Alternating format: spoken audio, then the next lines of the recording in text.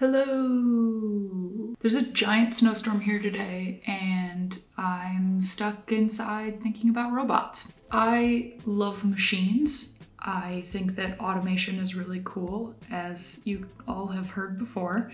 And even though it takes a little bit of time to invest up front, the idea of a machine doing something for you, some menial, boring task that you no longer ever have to do, is just a great idea. However, some machines are obviously smarter than others. Some are just dumb. And yesterday, I watched a video of a guy making a tier list of deli meat, and I thought, I could do that with robots. So here we go. That's what we're doing today. Smart gadgets. Okay, so a little bit of background. These are called domotics, which I had never heard of that word before. It said not to be confused with demotic, which I also had never heard before, but it does sound a lot like demonic. Now, I'm not gonna tier these or judge these by how well they work, because I honestly don't have that much experience with smart devices. I really only have my Philips Hue bulbs, and that's it. I'm only gonna tier them by how useful I think they are, and judging the pros and the cons together, which ones I would actually think that most people could get some benefit out of. And also, a lot of smart objects are either monitors or they're automators. Oftentimes the monitors don't have automation qualities. So for example, there are a lot of smart electronics for wearables, fitness trackers, health monitors, but they pretty much just give you an alarm or tell you you're not walking enough steps today, but it doesn't do anything for you. It doesn't do the walking for you. So I'm not going to be judging those because there's no automation included in them. This also includes camera systems, which I think are kind of creepy. Smart mirrors too, like they have mirrors now that have a gym inside the mirror, and that's, again, not automation, so I'm leaving those off of this tiering system. All right, so here we go. S tier means better than A tier. For people who are unaware, S tier is the ultimate. It's gonna be rare that I give something an S tier because I'm critical. I have a list of all of the things I want to cover, and I'm going to, as we go down the list, put them in the tier where I think they belong, and I might go back and have to move some things around, but let's hope not. I'm gonna try to do this all in one go. And actually, the first thing I want to start off with is the fictional stuff. We're gonna start with the wardrobe chooser from Clueless. Clueless, classic movie, just great costumes all over, and the wardrobe chose her yellow plaid blazer and skirt combo, iconic, into it. I would not find this useful though, because I tend to wear the same thing every day. I'm gonna give it just an even C. We're gonna move it over to C. Next up in the fictional world, we have the woodcutting machine from Beauty and the Beast. Does anybody remember this? I found this fascinating when I was a kid. I was so fascinated by it. But again, I don't cut any wood logs for a fire. I don't think I've ever lived in a place with a wood fire. So I find this to be completely nonsensical in today's modern world. We're trying to modernize and automate and make it like the future, and this just feels like a relic of the past. So I'm putting it lower. We're gonna go E. Oh man, next is the breakfast machine from Chitty Chitty Bang Bang. That movie kind of scarred me when I was a kid. It was too scary. But the breakfast machine was pretty cool. And I really don't love cooking, so I feel like I would love to have someone or something cook all of my food for me so I don't even have to think about it. I'm gonna put this one higher. This one's definitely gonna go up on the list. I'm gonna put it in B. Last in the fictional category, this is the most frightening one. This is from the Disney Channel original movie, Smart House. Was anybody else scarred by that movie? At first I thought it was the coolest thing that all of this was automated, and it seems super doable now with today's tech, but back when this movie came out, it was like the coolest, most futuristic thing I could imagine. But then everything kind of went haywire and got to be kind of scary. Definitely going an F though. Definitely not what we want our robots to be. Okay, the next section I'm gonna call convenience. It's stuff that you could monitor inside or outside of your home. It's all kind of remote, and I think most of it's Bluetooth stuff. So the first one is Hue bulbs, which y'all know I love. Great for lots of things, including as an alarm, including as a security system. You can randomize it when you're not home. So I think that this is gonna go in S tier. First S tier. Solid. Oh, when I was reading about Internet of Things, they called that random light generator when you're not at home, they called it moccupancy, because it makes it seem like somebody's home, and it's, I just thought that word was awesome. Moccupancy. All right, next we have something that I want so badly. I want it so badly, and it is shades, window shades that go up and down according to either set times or the weather outside. There's also the advantage of them reducing energy consumption, because if it's hot outside and there's sun blaring through your window, these shades know and they can go down, and then you don't have to use as much energy to cool your house. It's just awesome. This I'm definitely putting an S tier, and at some point in my life, I hope that we get to the point where this is like standard, where this is normal, because it just makes so much sense that the windows would regulate themselves. I don't know about the next one. The Nest thermostat, or any kind of smart thermostat, doesn't have to be Nest. Apparently they also do air quality control. I'm gonna say just a solid C. I'm gonna move this to B. I think that this is another one of those things where it should just be standard across all houses. Ooh, furniture that is embedded with phone charging pads. I think this is really cool. I also think that it could be hidden really well in any design, so you can use the same tech across a whole bunch of different looks. I think this is pretty cool, but it's not as plug and play. The customization aspect of it that is cool also makes it not as easy to use, I guess. So I am going to put this one in C, solidly in C. And there you go.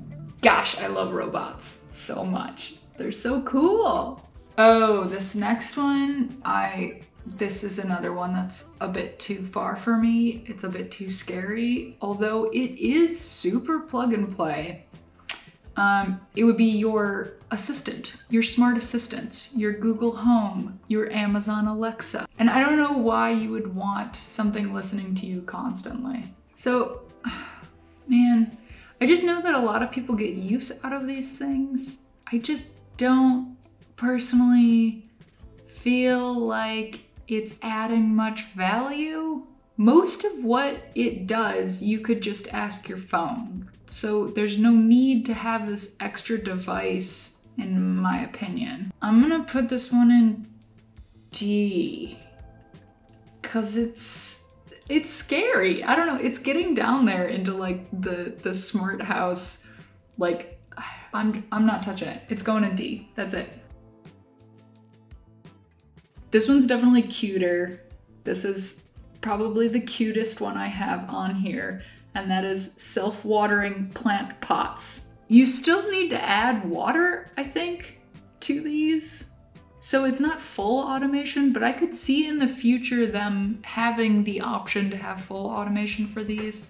I found this website for this company called Click and Grow, which is like indoor gardening with these pots that self-regulate with water and light. And to put seeds in these, you just plug in a little pod, especially in places where there's not as good of access to grocery stores. This could be an option, you know, ship a bunch of pods to people and they could plant and grow their own food without having to have the experience or spending time on it. I think this is a super cool option. I'm gonna put it in A. I'm definitely gonna put it in A. It's decided. All right, last in this section is smart power outlets, which I've talked about before. I'm a big fan of them. I think that the cool thing about them is that you can apply them to any non-smart devices. I'm gonna put them in A. The next section I have is only two things. The section is security. And the first thing I have is motion sensors and alarms. And I think that this can be also lights that go on automatically. That's a super easy plug and play thing that a lot of people have. It's just motion sensor lights, and it's great for house security. I'm just gonna put that in A. And then the other security thing I have is the August home lock. I think there's also a Nest door lock, a Remo bell. This stuff is creepy. I just think that you need something a bit more physical, like a key to open up, and just having everything in this one smart device also, I feel like would not be as reliable as I would want it to be. It's going in C. Final answer. Okay, the next section is appliances. So it's like smaller objects, often electronic, that anyone can buy. You don't necessarily need to install it. And I feel like one of the most widely known and widely used smart appliances is a Roomba, the little vacuum cleaner robots. I think that they're super cute and funny, and I like the idea of it. And maybe if you have kids or pets, it makes sense to have, but I think that with what I've heard, they can't get into corners very well, and they can't clean up certain areas of your house, so it doesn't really seem like it's a replacement for vacuuming. It's just more kind of a supplement throughout the week. I don't even think it's A tier. Putting it in B. Putting it in B. And then there's a mop version too that washes your floor. I don't know anyone who has one that washes the floor. I don't know if they work well. I'm gonna put this one in C. There are robot pool cleaners that will clean your pool for you. This one's going under the mop because I think more people would get use out of having a mopping robot than they would having a pool cleaning robot. It is going in D. The next one is a lawnmower. And I think that at least in America, probably most people do have lawns. Or at least your landlord has to mow the lawn. This thing is so funny looking, the Works lawnmower. I'm gonna put it in D. However, I do see people using automatic sprinkler systems to water their lawn. That's like a residential thing and a commercial thing, so this is definitely more widely available. For that, I'm going to give this a B rating. The next one's also kind of dumb, but it's so cool looking. It's a fridge that orders groceries for you. I would love this. I hate grocery shopping and I tend to eat the same things over and over again. I feel like it probably is not very plug and play at all. You probably have to spend a lot of time setting things up. This is probably not usable for most people, but it just looks so cool, man. You know what? I'm putting this in B, which I'm sure that's going to be contested, but it looks cool. And I feel like, especially with people getting used to having their groceries delivered now during the pandemic, it's just gonna become more of a normal thing for people to have their food delivered to them and to not go to a grocery store. This is just like the next level of that, having your fridge order your food for you. Next up is another cool one, the Toto Toilets. These things open when you walk up to them. Talk about automation, save you so much time. I feel like this is more usable than the fridge. Everybody could get use out of this. It's gonna be A tier. It's gotta be above the fridge. And I already put the fridge at B. I'm not taking that back. So we're putting this in A. Last but not least, self-driving cars. I've seen the Google Maps cars going by, taking pictures of everybody. I think that most people are afraid of self-driving cars, but at the same time, you're willing to go on public transportation. And like when I go on public transportation, I don't know the bus driver, I don't know who's conducting the train, but I trust it. And I think that having a self-driving car, sure, you'd be the owner of the car, I guess. Maybe you wouldn't even own the car. But it would just be like a smaller version of what we already do on public transportation. You don't have the control over it, but you trust it anyways, and it gets you from A to B. I think honestly, it would probably be safer overall if we all had self-driving cars. I like the idea of this. We're going for it. We're putting this in S. We're putting this in S tier. I think it's gonna be a standard. It's gonna be like the new normal. It's just gonna start to creep into all the new cars that are coming out. It's gonna have some self-driving abilities, and then eventually everything's just gonna switch. We all used to be afraid of working from home, and now everyone does it. So I think this is definitely gonna be the same case for self-driving cars. All right, we're heavy in the B category, but I'm gonna leave it. I'm happy with where we ended up. It makes sense that like the majority of the smart objects, smart gadgets, smart house items that we have now are, you know, kind of mid-level. They're not complete failures. They're not the most easy thing to use though, and I don't know how long it's gonna take for people to start adapting more of these to their normal daily life. I am excited for when houses and architecture becomes more intelligent. I think that there's a lot of hope for this sort of stuff. And I mean, we've covered automation in the past and having a paradox of choice, and this is just all gonna help clear out all of the stuff that we don't necessarily need to be spending our time on, so that we can spend our time on things that actually matter to us. Unless of course you love cooking and cleaning and turning the lights on, then obviously you should, you know, not take part in this. All right, that's all I got for today. So hope you enjoyed that. Till next time.